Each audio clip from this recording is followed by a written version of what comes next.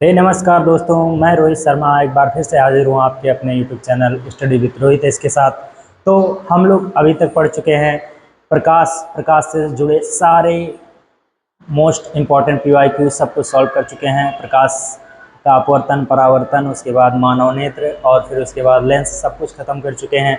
अब जो दूसरा पार्ट है हमारा फिजिक्स का, वो स्टार्ट करने जा रहे हैं, जो कि हमारा क्या है, इलेक्ट्रिसिटी। तो बिना टाइम वेस्ट किए हम पढ़ते हैं विद्युत क्या होता है। चलिए समझते हैं। देखो, कक्षा 10 का भौतिक विज्ञान यूपी बोर्ड हिंदी मीडियम वालों के लिए है। अध्याय 2, अध्याय यूं कहें या तो भाग 2 है हमारा, क्या है, विद्युत, इलेक्ट्रिसिटी। चलिए फिर शुरू करते हैं, स्टार्ट करते हैं। देखिए, सबसे पहले विद्युत, इलेक्ट्रिसिटी होता क्या है। देखो, इलेक्ट्रिसिटी क्या होता है। देखो, आवेश यानी चार्ज के प्रवाह से उत्पन्न ऊर्जा को क्या कहते हैं, विद्युत कहते हैं। तो सबसे पहले जान लेते हैं कि आवेश क्या होता है। ये आवेश क्या होता है। आवेश यानी चार्ज, इसको हम Q से डिनोट करते हैं। देखिए, किससे डिनोट करते हैं, Q से। चलिए, देखो आवेश क्या होता है। बचपन में आप हम सभी लोगों ने क्या किया होगा, पेन को बाल में रगड़ के कागज के टुकड़ों को क्या थोड़ा सा क्या गया, मतलब चिपकाया होगा जरूर। तो आवेश है क्या, बेसिकली अगर आवेश देखा जाए तो आवेश किसी पदार्थ का वह गुण है जिसके कारण उस पदार्थ में क्या होता है, चुंबकीय क्षेत्र उत्पन्न हो जाता है। किसी पदार्थ का वह गुण जिसके कारण उसमें चुंबकीय क्षेत्र या चुंबकीय गुण उत्पन्न हो जाए, वह हमारा क्या कहलाएगा, आवेश। ठीक, चलो, पहले आवेश के प्रवाह से जो उत्पन्न ऊर्जा को विद्युत ऊर्जा कहते हैं। जैसे पंखा चलना, बल्ब जलना, और सबसे इंपॉर्टेंट जो आपका है मोबाइल चार्ज होना, ये तो जरूरी ही है। ठीक है, तो देखो, बिजली दो प्रकार की होती है, एक होता है स्थिर विद्युत और एक होता है धारा विद्युत। अब स्थिर क्या होता है, मान लो कोई एक सिंगल चार्ज है, ठीक है। अब ये सिंगल चार्ज क्या हुआ है, रुका हुआ है, तो ये अपना क्या बनाएगा, एक विद्युत क्षेत्र बनाएगा। अब विद्युत क्षेत्र बनाएगा तो इसी को हम कह देंगे क्या, स्थिर विद्युत, यानी कि स्टैटिक इलेक्ट्रिसिटी। अब यही अगर आवेश क्या हो जाए, मूव करने लग जाए, चलने लग जाए, तो ये विद्युत क्षेत्र के साथ मैग्नेटिक फील्ड भी बनाएगा, और क्या कहेंगे हम कि धारा भी प्रवाहित होने लग जाएगी। चलो आगे बढ़ते हैं। देखो, विद्युत आवेश क्या होता है, किसी वस्तु का वह गुण जिसके कारण विद्युत बल लगता है। अब देखो, विद्युत बल क्या होता है। विद्युत बल कभी का अट्रैक्शन या रिपल्शन, यानी कि यूँ कहें कि आकर्षण या प्रतिकर्षण जो बल लगता है किसी भी विद्युत के कारण या विद्युत क्षेत्र के कारण, तो वही हमारा क्या होता है, विद्युत आवेश। चलो देखते हैं, इसका प्रतीक क्या है, Q, यानी इसे Q कभी कभी स्मॉल और कभी क्या, कैपिटल Q से दर्शाते हैं। फिर उसके बाद इसका स्थायी मात्रक क्या होता है, कूलाम होता है। ठीक है, ये कितने टाइप का होता है, कितने टाइप का होता है, दो टाइप का होता है। एक होता है क्या, प्लस आवेश, एक क्या होता है, माइनस आवेश। ठीक, अब उसके बाद देखो, कंघी से बाल रगड़ने पर कागज के टुकड़े को चिपकना। देखो, जब कंघी में बाल रगड़ देते हो ना, तो कागज का टुकड़ा क्या करता है, अट्रैक्ट करने लगता है, आकर्षित करने लगता है। तो वो जो हमारा पेन है वो क्या हो जाता है, आवेशित हो जाता है।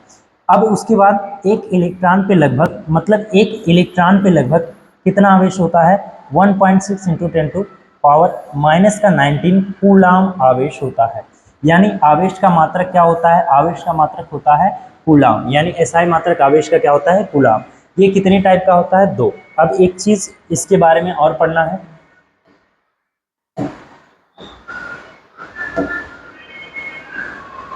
ठीक,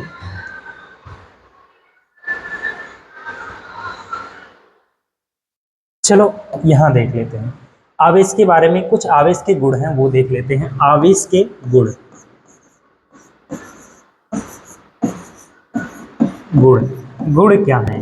देखो, जो सजातीय चार्ज होंगे, अब सजातीय क्या है, देखो सजातीय चार्ज यानी कि सजातीय जो आवेश होंगे, यानी कि प्लस और प्लस, फिर उसके बाद माइनस और माइनस, ये हमेशा क्या करेंगे, प्रतिकर्षित करेंगे।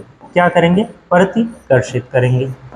चलिए, और जो विजातीय चार्ज होंगे, यहाँ बना लेते हैं।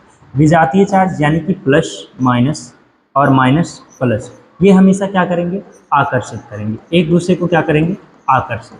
जैसा कि हम सभी जानते हैं, प्लस माइनस से आकर्षित करते हैं, प्लस प्लस क्या करते हैं, रिपेल करते हैं। मतलब दो विपरीत प्रकृति के लोग ही एक दूसरे के पास आएंगे, है ना, इसके बारे में आप जानते ही हैं। चलो देखो, इलेक्ट्रॉन क्या है, इलेक्ट्रॉन, चलो इलेक्ट्रॉन के बारे में समझते हैं थोड़ा सा। देखो अगर हम कोई आपको एक वस्तु दे दे, हम कहें कि इसका एक छोटा टुकड़ा करके ले आओ, तो आप छोटा करके लाओगे, बहुत छोटा सा लाओगे, तो वैसे ही ये रहा। हमने कहा उसको और छोटा करो, आप छोटा करते करते करते कहाँ पहुंच जाओगे? एटम लेवल तक, यानी कि परमाणु लेवल तक। कहाँ? परमाणु स्तर तक पहुंच जाएंगे आप। अब जब आप परमाणु स्तर तक पहुंच जाएंगे तो देखेंगे परमाणु में होता क्या है। क्या होता है? प्रोटॉन होता है, न्यूट्रॉन होता है, और इसके चारों तरफ क्या होते हैं? इलेक्ट्रॉन चक्कर लगाते हैं। आई होप इतना आप सब जानते हैं, ठीक है। तो यहाँ इलेक्ट्रॉन क्या करते हैं? चक्कर।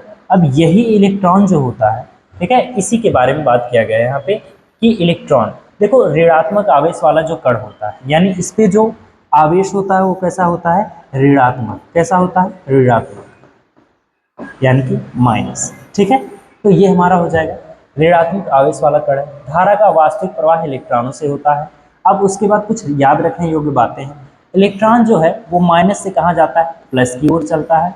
लेकिन परंपरागत, यानी जो वर्षों से चली आ रही है हमारी परंपरा, उसके अकॉर्डिंग जो धारा है वो प्लस से माइनस की ओर बहती है। प्लस से कहाँ? माइनस की ओर बहती है।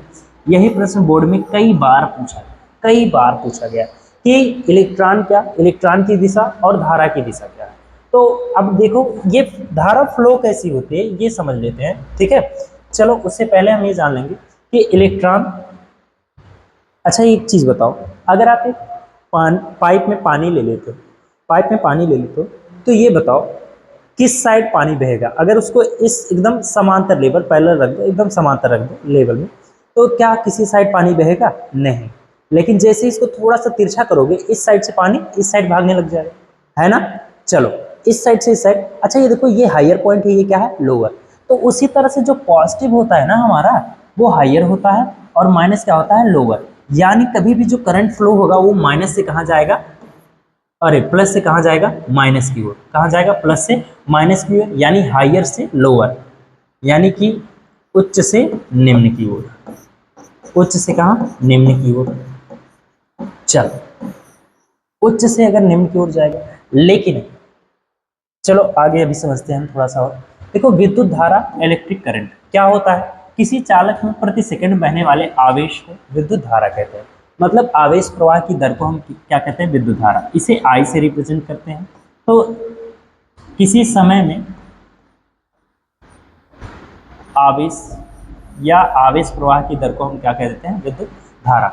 अब विद्युत धारा यहाँ पे क्यों क्या हो गया? हमारा आवेश हो गया, आई धारा है, टी क्या है? समय। और धारा का एसआई मात्रक जो होता है वो क्या होता है? एम्पियर। इसका एक मात्रक और होगा जिसे हम कहेंगे आवेश का मात्रक क्या होता है? कूलाम। समय का मात्रक क्या होता है? सेकंड। तो इसे हम कह देंगे कूलाम प्रति सेकंड, ठीक है। चलो अब थोड़ा सा हम ये समझ लेते हैं कि किसी भी पदार्थ में धारा बहती कैसे है। मान लो कोई पाइप है, उसमें पानी बहता है, तो हमें दिखता है ना कि पानी बह रहा है, लेकिन हम कहें कि कोई मेटल है, उसमें आखिर बहता क्या है? मान लो ये कोई एल्युमिनियम का तार है, ठीक है। अब जी इसमें करंट बहता क्या है? आखिर बहता है तो करंट में बहता क्या है? हमें दिखाई तो देता नहीं। करंट में कुछ दिखाई देता है जैसे बह रहा है, हम कहेंगे इसमें करंट है, करंट बह रहा है, फ्लो हो रहा है। तो भाई पाइप में पानी बह रहा होगा तो हमें पता चल जाता है, दिख जाता है कि हाँ भाई इसमें क्या बह रहा है? पानी बह रहा है। लेकिन इसमें ऐसा क्या होता है जो बह रहा होता है? चलो हम कहते हैं जो प्रत्येक कण होता है वो किससे बनकर होता है? परमाणु से। जितने भी पदार्थ हैं वो किससे बने होते हैं? परमाणु से। परमाणु में क्या होता है? इलेक्ट्रॉन होते हैं, प्रोटॉन होते हैं, और क्या होते हैं? न्यूट्रॉन होते हैं, ठीक है। अब जो प्रोटॉन होते हैं और न्यूट्रॉन होते हैं वो क्या होते हैं? नाभिक के अंदर होते हैं, और इलेक्ट्रॉन क्या होते हैं? चारों तरफ चक्कर लगाते हैं। अब उसके बाद देखो, तो इसमें भी इलेक्ट्रॉन होंगे, इलेक्ट्रॉन होंगे, क्या होंगे? इलेक्ट्रॉन। अच्छा लेकिन ये कैसे इलेक्ट्रॉन होंगे? अब देखो सब जगह एटम हो, सब जगह, यहाँ भी एटम होगा, यहाँ भी एटम, एटम एटम एटम, सब जगह एटम होंगे। किसके एटम होंगे? एल्युमिनियम के, ठीक है। अब एल्युमिनियम के एटम होंगे तो हम देखेंगे कि इलेक्ट्रॉन यहाँ का निगेटिव, तो सब में क्या होंगे? इलेक्ट्रॉन होंगे। अब ये इलेक्ट्रॉन, ये जो एल्युमिनियम की धातु है ना, इसके अंदर क्या होंगे? फ्री होंगे। घूमने के लिए क्या होंगे? फ्री होंगे। मतलब यहाँ से लेके यहाँ तक, यहाँ तक, मतलब इसके अंदर कहीं भी क्या हो जाते हैं? फ्री रहते हैं, ठीक। तो और एक चीज और, परमाणु में जानते हैं इलेक्ट्रॉनों की संख्या बराबर किसकी होती है? प्रोटॉनों की संख्या, मतलब इलेक्ट्रॉन और प्रोटॉन की संख्या क्या होती है, बराबर होती है। इसी वजह से अब कहेंगे सर जी इलेक्ट्रॉन अगर फ्री है तो ये नीचे क्यों नहीं गिर जा रहे हैं, ये भी क्वेश्चन आता है हमारे। भाई अगर फ्री है इलेक्ट्रॉन तो नीचे क्यों नहीं गिर जा रहे। अब देखो जैसा कि हमने कहा जितने इलेक्ट्रॉन उतने प्रोटॉन, और हम जानते हैं प्लस और माइनस एक दूसरे को क्या करते हैं, आकर्षित करते हैं। तो भाई जितना इसमें प्रोटॉन होगा उतना ही इलेक्ट्रॉन, तो इसको क्या करेगा, बांध के रखेगा, तभी इलेक्ट्रॉन नीचे नहीं गिरते हैं। ठीक है, आपका जो क्वेश्चन है एकदम जायज है कि इलेक्ट्रॉन से जी नीचे क्यों नहीं गिरते, क्यों नहीं गिरते, क्योंकि इलेक्ट्रॉन और प्रोटॉन एक दूसरे को बांध के रखते हैं, और ये क्या होते हैं, जितने इलेक्ट्रॉन उतने प्रोटॉन, तो सब प्रोटॉन हर एक इलेक्ट्रॉन पे बल लगा के उसको खींचे रहता है। अब देखो जैसे ही इसमें हम क्या जोड़ देते हैं, बैटरी, बैटरी जैसे ही इसमें हम क्या करेंगे, जोड़ेंगे, तो एक सिरा क्या हो जाएगा हमारा प्लस, एक सिरा हो गया माइनस।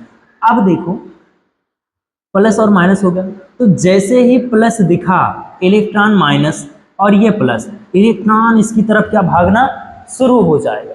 लेकिन जो प्रोटॉन होता है, पॉजिटिव जो चार्ज होते हैं वो क्या होते हैं, स्थिर होते हैं, स्थिर होते हैं। लेकिन हम लोग क्या मान लेते हैं कि जो प्रोटॉन है वो प्लस से कहाँ, माइनस की ओर, और जो प्रोटॉनों का जो गति है ना उसी को हम धारा की गति मान लेते हैं।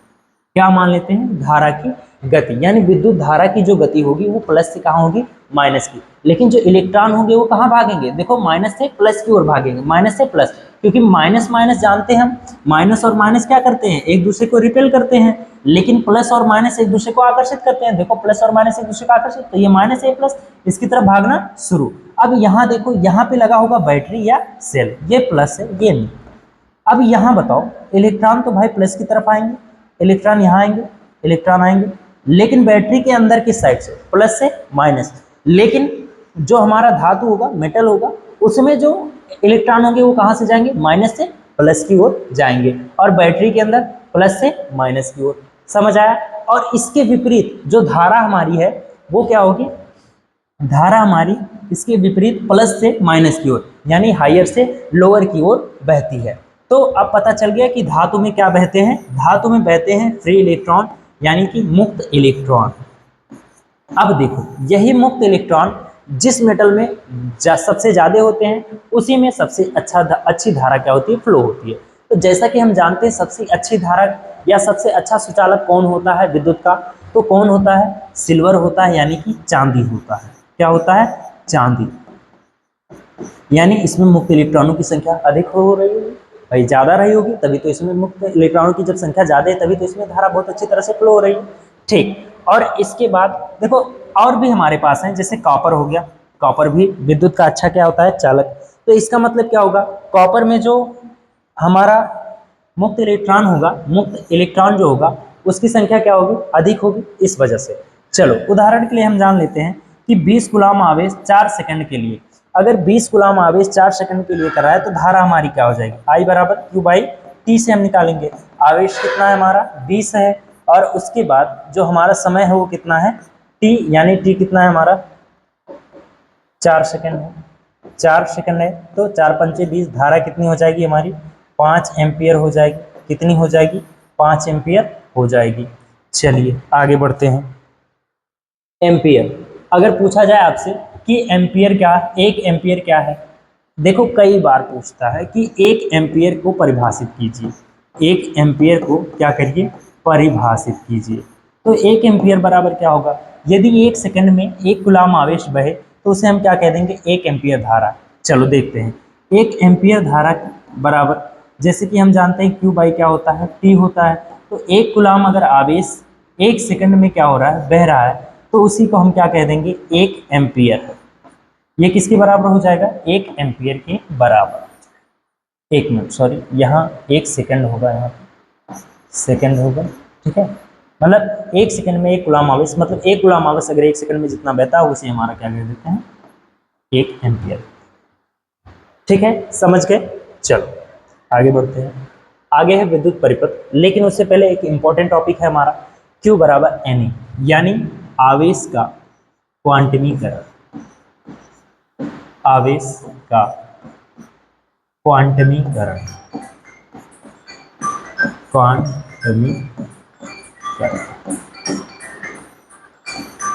Quantization of charge. चलिए आगे देखते हैं, आवेश का क्वांटमीकरण क्या होता है, मतलब Q बराबर क्या होता है, Ne, जहां N क्या है, नंबर ऑफ इलेक्ट्रॉन, यानी सॉरी इलेक्ट्रॉनों की संख्या, इलेक्ट्रॉनों की संख्या, मतलब जो इलेक्ट्रॉन होंगे ना वो हमेशा किस में होंगे, एन नंबरों में होंगे, 1 2 3 4 5 6, कुछ इस प्रकार से होंगे। ऐसा नहीं कि 0 पॉइंट कितना 5 हो गया या 0.6 हो गया, ऐसा नहीं, हमेशा एन नंबरों के फॉर्म में होंगे। 1 2 3, एन हमारा क्या हो जाएगा, एक नेचुरल नंबर हो जाएगा, यानी एन नंबरों की फॉर्म में होंगे। ठीक है, चलो यही होता है हमारा क्या। अब एक इलेक्ट्रॉन पे ई क्या है हमारा, ई हमारा क्या है, एक इलेक्ट्रॉन पे आवेश, वो कितना होता है, 1 × 10 की पावर कितना, माइनस का 19, सॉरी माइनस का कितना होता है 19 कूलाम होता है, कितना 19 कूलाम होता है। चलो ये सब जान गए, चलिए आगे बढ़ते हैं थोड़ा सा। देखो विद्युत परिपथ क्या होता है, विद्युत परिपथ, चलो ठीक है। देखो जिस मार्ग से धारा बहती है, हाँ उसी भाग को हम क्या कह देते हैं, जिस मार्ग से विद्युत धारा बहेगी उसी को हम क्या कहते हैं, विद्युत परिपथ। मान लो आप दो तार लेके आए, अब इसमें आपने क्या किया, एक प्लस एक माइनस बैटरी जोड़ दी। अब इसमें आपने क्या लगा दिया, देखो यहाँ पे क्या आपने जोड़ दिया, बैटरी, ठीक है, आपने बैटरी जोड़ दिया। अब उसके बाद यहाँ पे आपने एक क्या लगा दिया, स्विच लगा दिया, चलो यहाँ पे स्विच लगा दिया। फिर उसके बाद यहाँ पे एक बल्ब लगा दिया आपने, फिर यहाँ पे आपने क्या कर दिया, एक चलो ठीक है बल्ब, उसके बाद यहाँ पे आपने इस सर्किट को पूरा कर दिया। अब इसी को हम क्या कह देंगे, परिपथ। जैसे हमारे घरों में भी जितने करंट है वो सब एक प्रकार के क्या है, परिपथ। आप लोगों ने देखा होगा चार्जर, चार्जर खोल के देखा होगा, उसमें भी ढेर सारे क्या बने होते हैं, परिपथ। ढेर सारे स्विचेस लगे होते हैं, ढेर सारे प्रतिरोध लगे होते हैं, ढेर सारे भाई ट्रांसफार्मर लगे होते हैं। ये सब क्या है हमारा, जहाँ सब पूरा कनेक्टेड है, ये सब हमारा एक क्या है, परिपथ है। ठीक है, अब देखो इसी में है बंद परिपथ। अब बंद परिपथ कहा, देखो बंद परिपथ जब स्विच ऑन होगी और धारा बहेगी और बल्ब जलेगा तो इसे हम कहेंगे बंद परिपथ। अब खुला परिपथ क्या होगा, खुला परिपथ जहाँ स्विच क्या होगा, ऑफ होगा और धारा नहीं बहेगी, उसे हम क्या कह देंगे, खुला परिपथ, ओपन सर्किट बोल देंगे। ओके, चलो आगे बढ़ते हैं। अब हम जानते हैं जो एक सबसे इंपॉर्टेंट फैक्ट है, विभवांतर। हाँ, विभवांतर क्या होता है, पोटेंशियल डिफरेंस क्या होता है। तो देखो दो बिंदुओं के बीच प्रति इकाई आवेश किया गया कार्य, ठीक है। चलो देखो इसको ऐसे समझ में नहीं आएगा, और एक टर्म और था इसमें, एक और था, यानी कि विभवांतर के पहले होता है विभव। विभव क्या होता है, देखो इसको तो याद नहीं है, पीपीटी को तो याद नहीं है, लेकिन हमें याद है विभव। विभव क्या होता है, देखो मान लो ये क्या है, वैद्युत क्षेत्र है, ठीक है, ये क्या है, वैद्युत क्षेत्र है कोई। अब आप क्या करो, किसी परीक्षण आवेश को, या फिर ये कहो किसी प्लस आवेश को आप कहाँ से, अनंत से, इनफाइनाइट से, अनंत से कहाँ, वैद्युत क्षेत्र में लेकर आओगे। ठीक है, तो देखो किसी आवेश को अनंत से वैद्युत क्षेत्र में लाने में जो कार्य किया जाता है वही हमारा क्या हो जाता है, V बराबर W/Q। मतलब किसी आवेश को अनंत से वैद्युत क्षेत्र में लाने में जो कार्य किया जाता है वही हमारा क्या कहलाता है, वही क्या कहलाता है, विभव कहलाता है, यानी कि पोटेंशियल कहलाता है। चलो लिख देते हैं, लिख दें, नहीं तो आप लिख लेना खुद। किसी चार्ज को अनंत से विद्युत क्षेत्र में लाने में जो कार्य किया जाता है वही हमारा क्या कहलाता है, विद्युत विभव कहलाता है। ठीक, अगर देखा जाए तो ये विद्युत विभव है क्या वास्तव में। अच्छा, अगर आपसे विभव होता क्या, पोटेंशियल, पोटेंशियल का मतलब होता है दम, पावर। अगर आपके सामने एक व्यक्ति को खड़ा कर दिया जाए तो क्या आप बता सकते हैं कि वह व्यक्ति कितना ताकतवर है, सोचिए, बता सकते हैं, नहीं बता सकते हैं। और कब तक नहीं बता सकते हैं, जब तक कि उसका कोई कंपैरिजन ना किया जाए, उसकी कोई तुलना ना की जाए। जैसे अगर बगल में एक कमजोर व्यक्ति है और उसके बगल में भी एक क्या है, कोई मतलब हट्टा कट्टा बढ़िया सॉलिड व्यक्ति है, तो आप कहेंगे कि ये जो दूसरा व्यक्ति है वो कमजोर है और ये क्या है, सॉलिड है। उसी तरह से होता है पोटेंशियल। अब पोटेंशियल में आप कभी ये नहीं बता पाओगे एक सिंगल चार्ज को देख करके या सिंगल विभव को देखकर ये नहीं बता पाओगे कि इसका जो पोटेंशियल है ज़्यादा है या कम है। तो वास्तव में अगर देखा जाए तो ये जो विभव है वो विभव नहीं होता, ये भी एक तरह का क्या है, विभवांतर। क्योंकि हम अनंत से लेके आ रहे हैं ना। देखो मान लो यहाँ पे क्या है, अनंत, वी ए माइनस का अगर v इनफाइनाइट कर दें तो ये हमारा क्या होगा, w बाई क्यू के। तो अगर ध्यान से देखा जाए तो हमें v इनफाइनाइट क्या मिलता है, v इनफाइनाइट हमें क्या मिलता है, शून्य के बराबर मिलता है, तो w बराबर v बाई क्यू। अब इसी को हम क्या कह देते हैं, v बराबर w बाई क्यू, यहाँ पे लिखा हुआ है v बराबर w बाई क्यू, और यही हमारा क्या हो जाता है, पोटेंशियल।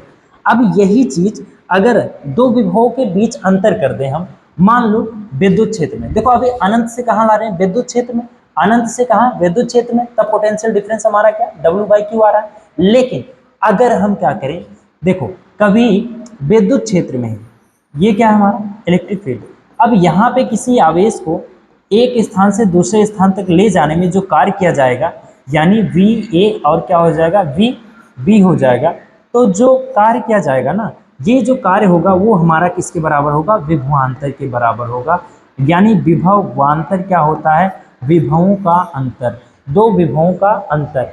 अब यही जो करंट होता है फ्लो क्यों होता है, विभवांतर के कारण। अभी इसको और अच्छे से समझेंगे, पहले ये समझो कि ये विभवांतर है क्या। अब देखो किसी परीक्षण आवेश को विद्युत क्षेत्र में एक स्थान से दूसरे स्थान तक ले जाने में जो कार्य किया जाता है, तो ये क्या हो जाएगा, वी ए माइनस का वी बी, सॉरी ये हो जाएगा हमारा वी बी माइनस का वी ए, और बराबर हो जाएगा क्या, डब्ल्यू बाई क्यू।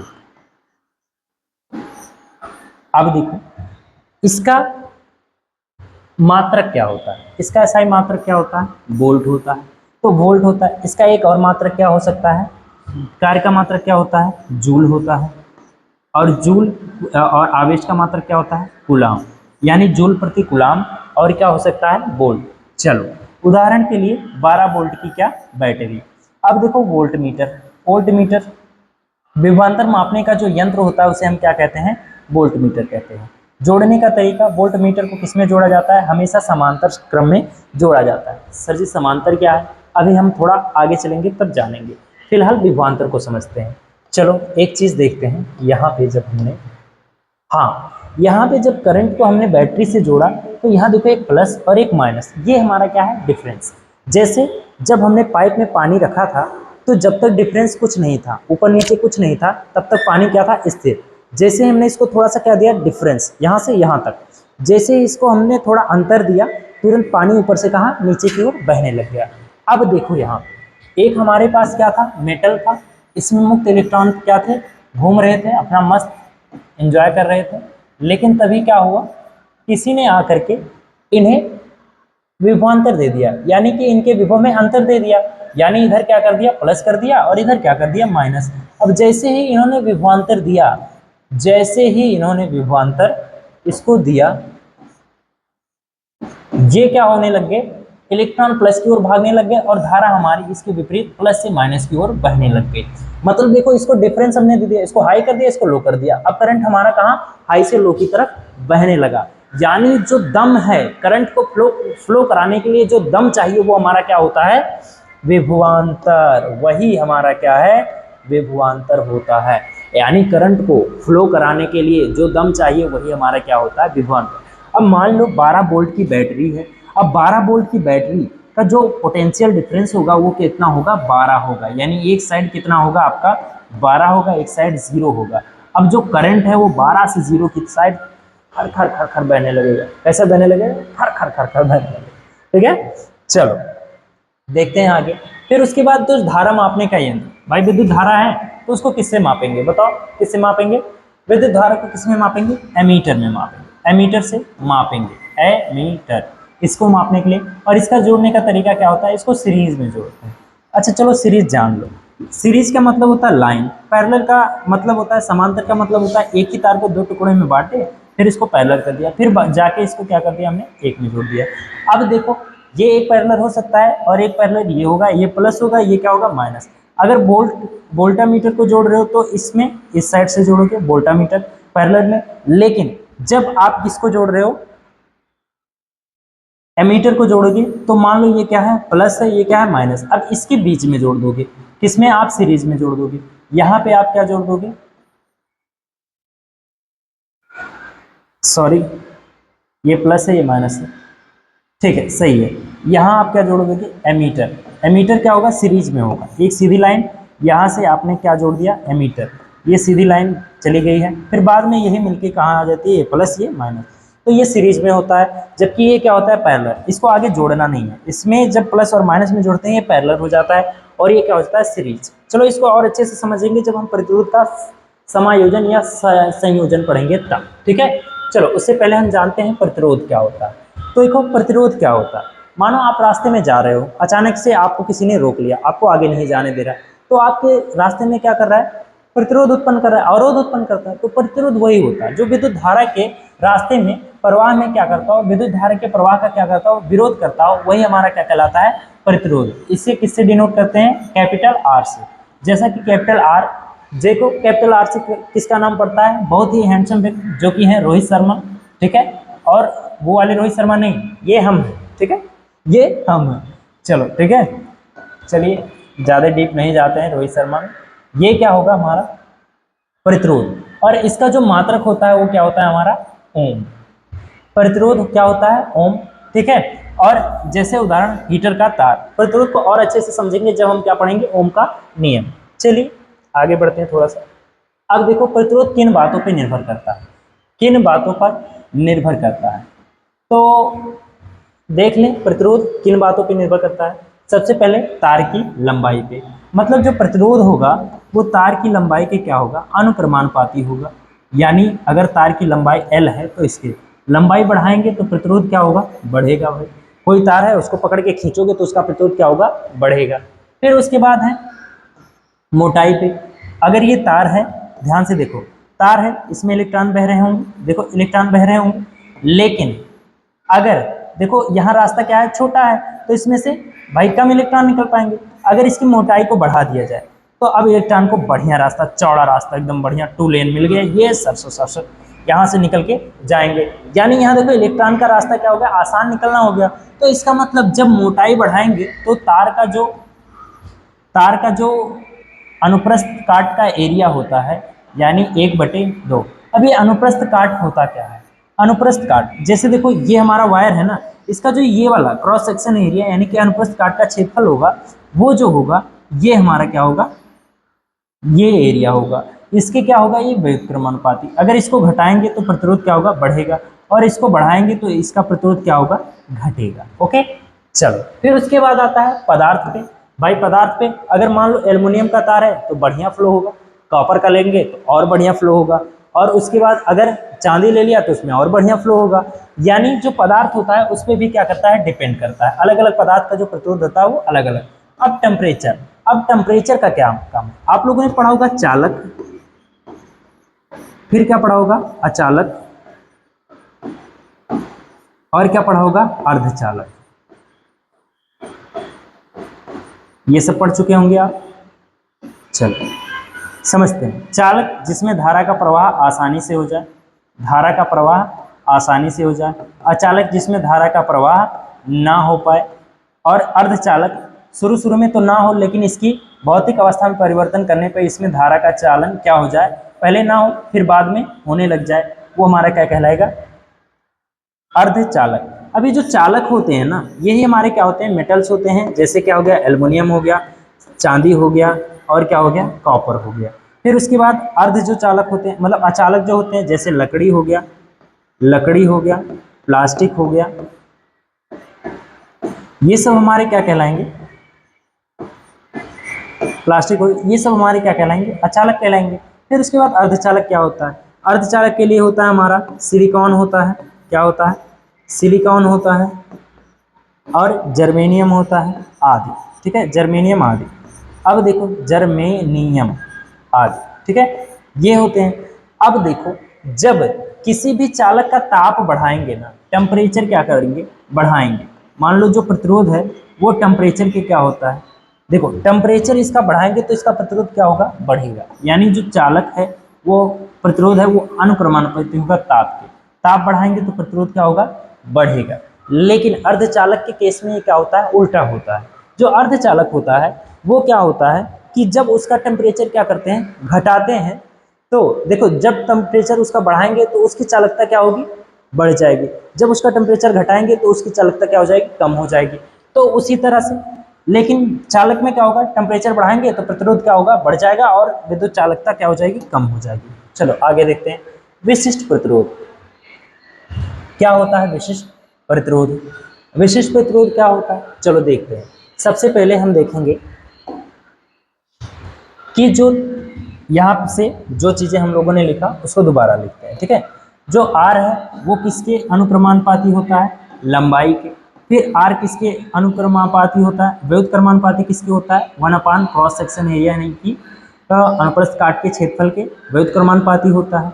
चलो अब जैसे ही हम क्या करेंगे, इसको हटाएंगे अनुक्रमानुपाती का चिन्ह, तो यहाँ पे क्या आएगा, नियतांक आएगा जो कि हमारा क्या होगा, रो। अब ये जो रो है यही हमारा क्या होता है, विशिष्ट प्रतिरोध। क्या होता है, विशिष्ट प्रतिरोध। अब ये जो विशिष्ट प्रतिरोध है सर जी, ये क्या है, विशिष्ट प्रतिरोध है क्या। देखो जो विशिष्ट प्रतिरोध है ना, वो डिपेंड किस पे करता है, विशिष्ट प्रतिरोध पदार्थ की जो क्या होता है, जो पदार्थ होता है ना उस पर डिपेंड करता है। जैसे हम कहेंगे कि चालक एल्युमिनियम का प्रतिरोध कुछ अलग होता है, हम कहेंगे कॉपर का प्रतिरोध कुछ अलग होता है। तो उसी तरह से जैसे हम पदार्थ चेंज किए तो हर पदार्थ का एक क्या होगा, फिक्स प्रतिरोध होगा भाई, कि इसमें इतनी धारा जाएगी, इसकी चालकता इतनी होगी, इसमें इतना करंट ये रोकेगा। अब उस हर चीज हर पदार्थ की एक क्या होगी, विशिष्ट प्रतिरोधकता होगी, जिसे हम क्या कहें, प्रतिरोधकता या विशिष्ट प्रतिरोध कहते हैं। अब हर पदार्थ में क्या होगा, फिक्स होगा भाई, इसमें इतना प्रतिरोध है।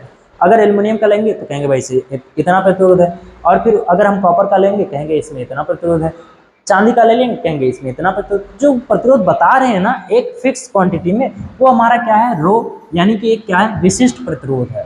और विशिष्ट प्रतिरोध बराबर क्या होता है, यहाँ से अगर हम ट्रांसफर कर लेंगे तो ये हो जाएगा हमारा विशिष्ट प्रतिरोध बराबर क्या हो जाएगा, RA/L।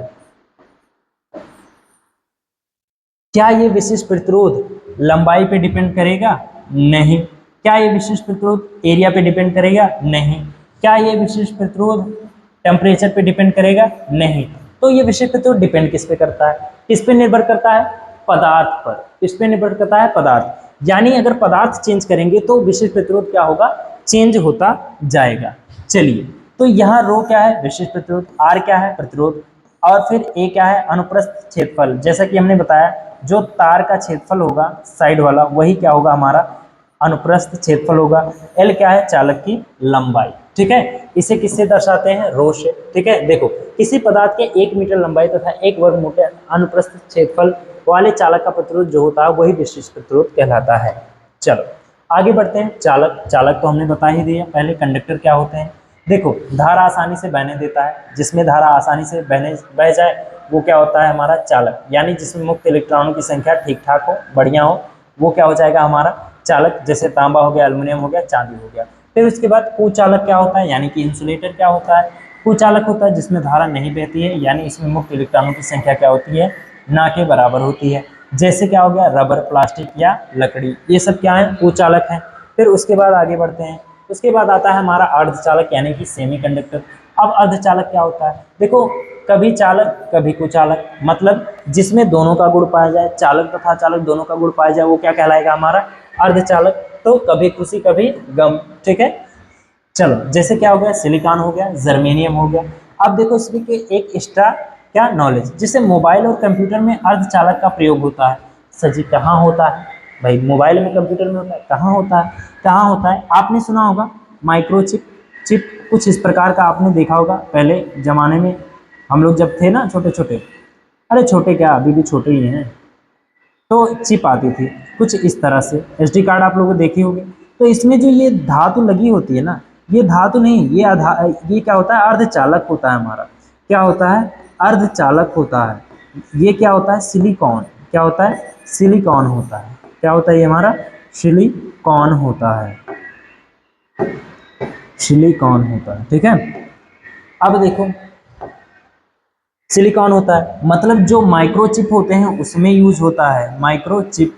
और आप लोगों ने प्रोसेसर देखा होगा, माइक्रोचिप प्रोसेसर देखा होगा, उसमें आपने देखा होगा ना इंटेल कोर i3 i4, ये जो प्रोसेसर बनते हैं ना वो किससे बनते हैं, अर्धचालकों से ही बनते हैं, ठीक। चलो आगे बढ़ते हैं। ओम का नियम, द मोस्ट इम्पॉर्टेंट टॉपिक। ठीक है, ये क्या है इंपॉर्टेंट, लिख लो, यहाँ से क्वेश्चन आने ही आने हैं।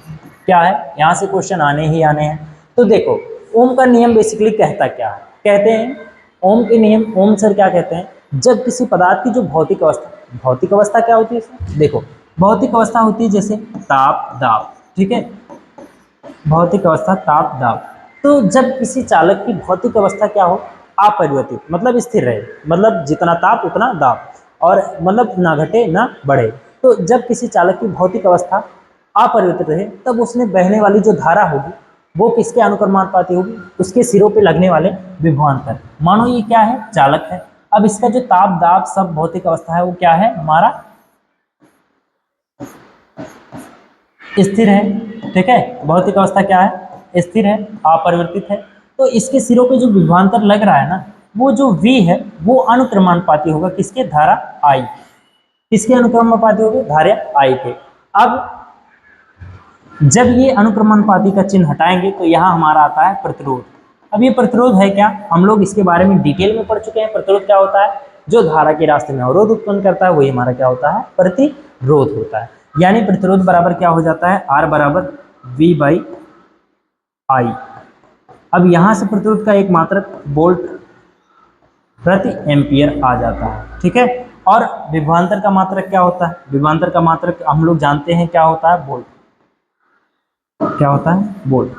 ठीक, चलो, तो जब नियत ताप पर धारा क्या हो, विभवांतर के समानुपाती होती है। नियत ताप पे जो धारा होती है वो ताप की क्या होगी, नियत ताप पर जो धारा है वो विभवांतर के क्या होगी, समानुपाती। आई हमारे क्या है, धारा है, ये विभवांतर के क्या होगी, समानुपाती होगी। इसका सूत्र क्या होता है, V बराबर IR। उदाहरण के लिए V बराबर कितना हो, 12 वोल्ट हो, और R बराबर कितना, 4 ओम हो, तो धारा हमारी कितनी हो जाएगी, तो धारा हमारी कितनी हो जाएगी, I बराबर V/R से। तो V/R से, तो V का मान कितना, 12, प्रतिरोध का मान कितना, 4, तो धारा कितनी आ गई, 5 एम्पियर। तो I बराबर कितना हो जाएगा, 5 एम्पियर। ठीक, चलिए एक मिनट, सॉरी 5 कहाँ होगा, 4 3 12 होगा, सॉरी 4 3 12 होगा, ये होगा 3 एम्पियर। ठीक है, चलो आगे बढ़ते हैं। ओम का नियम, चलो ये हो। चलिए दोस्तों, आज का लेक्चर यहीं पे एंड करते हैं। फिर नेक्स्ट में हम पढ़ेंगे प्रतिरोधों का संयोजन, और काफ़ी कुछ जो बचा कुचा है भाई, काफ़ी कुछ हमें पढ़ना है। लेकिन आज के लिए इस क्लास को यहीं एंड करते हैं। तब अगर वीडियो पसंद आया तो लाइक सब्सक्राइब शेयर जरूर कर देना। तब तक के लिए अपनी तैयारी को बेहतर बनाइए रखिए, प्रैक्टिस करते रहिए। तब तक के लिए जय हिंद दोस्तों।